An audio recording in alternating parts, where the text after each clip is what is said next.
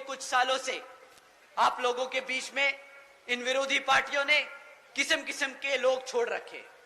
अब नाम लेके उनको बताना क्या, उनको हवा देने की कोई जरूरत नहीं, पर वो आप लोगों को कुछ इस तरीके से भटका रहे हैं, वो मैं काम आपके सामने रख देता हूं और आपको बोलता हूं कि आपसे विनती करता हूं कि उनके चक्करों में ना पड़े, क्योंकि एक बार आप उनके चक्करों में फंस गए तो फिर वहां से निकालना बहुत मुश्किल होगा।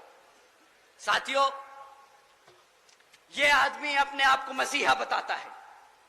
यह आदमी कहता है कि मैं सड़क पे उतरूंगा अपने समाज के लिए, आंदोलन करता है, झगड़ता है, लड़ता है, हमारे युवा साथियों को लेके पहुंच जाता है। फिर क्या होता है, हमारे युवा साथियों पे मुकदमे होते हैं और जैसे ही मुकदमे होते हैं वे बेचारे ढूंढते फिरते हैं कि भाई साहब हमें बचाओ।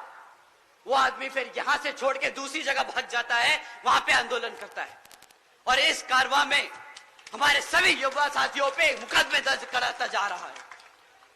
अगर आप पे एक बार मुकदमा दर्ज हो गया साथियों, तो सरकारी नौकरी मिलने में मुश्किल हो जाएगी, रोजगार मिलने में मुश्किल होगा। ये आपको आज गरम खून नहीं दिखा के, इमोशनल करके आपको सड़कों पे ले जा रहा है और बाद में फंसा रहा है। साथियों, सड़क पे लड़कर आपको वोट, आपको आपकी ताकत, आपको सत्ता में आने का मौका नहीं मिलेगा। आपको अपने समाज को जागरूक करके, अपनी पार्टी को मजबूत करके उसको सत्ता में लाकर न्याय और रोजगार मिलेगा। साथियों, ऐसे नहीं मिलता रोजगार, ऐसे नहीं मिलता न्याय।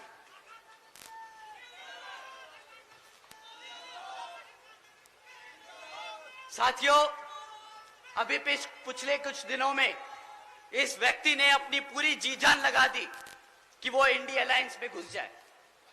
किसी तरह अगर इंडिया अलायंस में घुस गए तो भाई अपनी एक सीट निकाल लेंगे।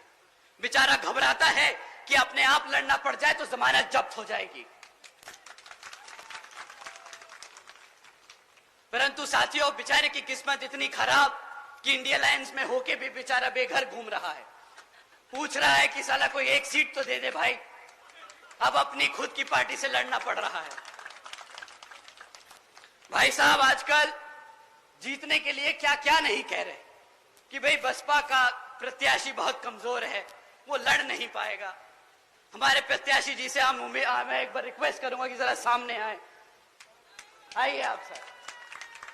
अब बताइए साथियों, अगर हमारे प्रत्याशी आपको कमजोर लग रहे हैं, अगर आपको हमारे प्रत्याशी किसी भी तौर तरीके से लग रहे हैं कि वो आपके बीच में खड़े होकर आपके हकों के लिए नहीं लड़ सकते, तो साथियों आप यहां पे अपने हाथ ना उठाएं। परंतु अगर आपको लगता है कि हमारे प्रत्याशी उतने ही मजबूत है जितना हमारा कैडर, उतने ही मजबूत है जितने हमारे कार्यकर्ता, तो आप सब अपने हाथ उठाएं और बताएं कि यहाँ पे सामने वाले की जमानत जब्त होने वाली है और यही प्रत्याशी उसको वो मुंहतोड़ जवाब देने वाले हैं।